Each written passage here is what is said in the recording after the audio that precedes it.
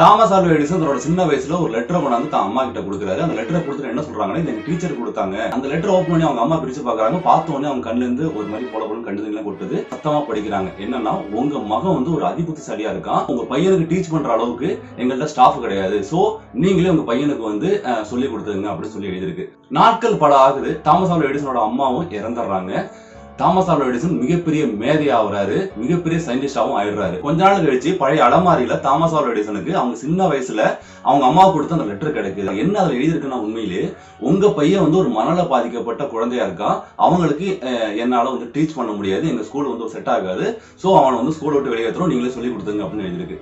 இப்போ வந்து மனவேதனையோட Thomas Alva Edison வந்து என்ன போய் எழுதாருன்னா, அவரோட டைரியில தாமஸ் ஆல்வா எடிசன் சிறு வயதில் ஒரு மனநலம் பாதிக்கப்பட்ட குழந்தை, அவனை மிகப்பெரிய மேதையாக்கியது அவனது தாய் அப்படின்னு எழுதி வைக்கிறாரு.